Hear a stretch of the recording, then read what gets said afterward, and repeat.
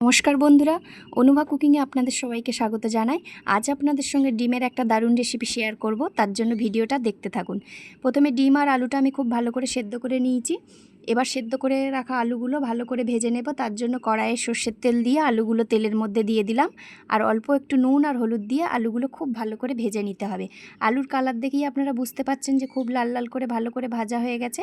তার জন্য আমি আলুগুলো এবার তুলে রেখে দিলাম। এবার ওই একই তেলের মধ্যে সেদ্ধ করে রাখা ডিমগুলো দিয়ে দেব। সেদ্ধ করে রাখা ডিমগুলো খুন্তি দিয়ে একটু আলতো আলতো করে আমি কেটে দেব, যাতে ডিমের মধ্যে একটু তেল মশলা ভালোভাবে ঢুকে যায়। এবার ডিমেরও একটু হলুদ দিয়ে ভালো করে ভেজে ডিমগুলো তুলে নিলাম। এবার ওই একই তেলের মধ্যে দিচ্ছি শুকনো লঙ্কা, গোটা গরম মশলা, ফোড়ন দিচ্ছি। এখানে আছে এলাচ, দারচিনি আর লবঙ্গ, আর দিচ্ছি দুটো তেজপাতা। এবার কুচি করে রাখা একটা বড় পেঁয়াজ দিয়ে দিলাম।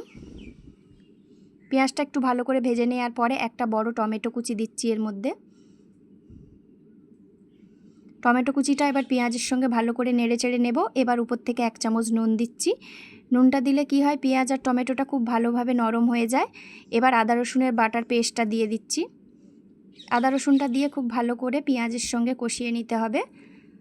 খুব ভালো করে পেঁয়াজ আর আদা রসুন টমেটো ভালো করে কষানোর পরে এবার ফ্যাটানো টক দই 1 চামচ মতো দিয়ে দিলাম আমি। ফ্যাটানো টক দইটা দিয়ে মশলার সঙ্গে ভালো করে আমি কষিয়ে নিলাম। এবার একে একে গুঁড়ো মশলাগুলো দিয়ে দিচ্ছি লঙ্কার গুঁড়ো, হলুদ গুঁড়ো, আর দিচ্ছি জিরে গুঁড়ো।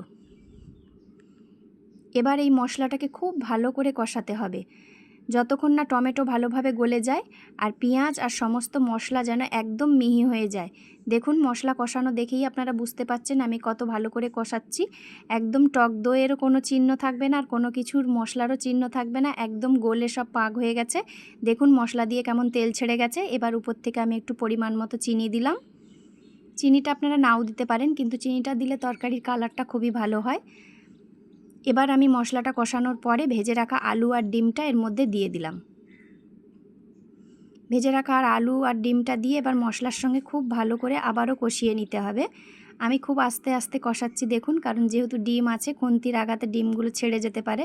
তার জন্যই খুব আলতো আলতোভাবে আমি ভালো করে কষিয়ে নেব আলুর সঙ্গে মশলাটা।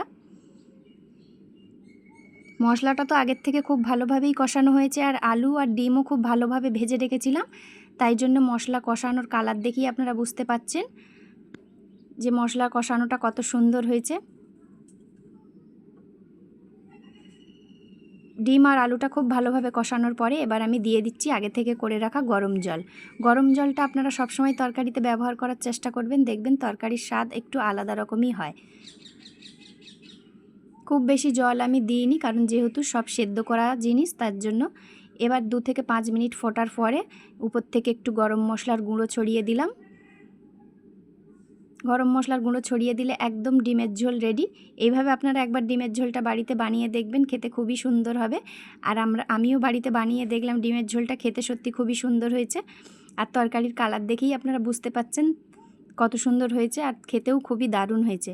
ভিডিওটা কেমন হয়েছে সবাই কমেন্টে জানাবেন। আর যারা আমার চ্যানেলে নতুন বন্ধু আছেন তারা আমার চ্যানেলটিকে সাবস্ক্রাইব করে পাশে থাকবেন, আর ছোট্ট একটা লাইক দিয়ে ভিডিওটা দেখবেন আর কমেন্ট করবেন।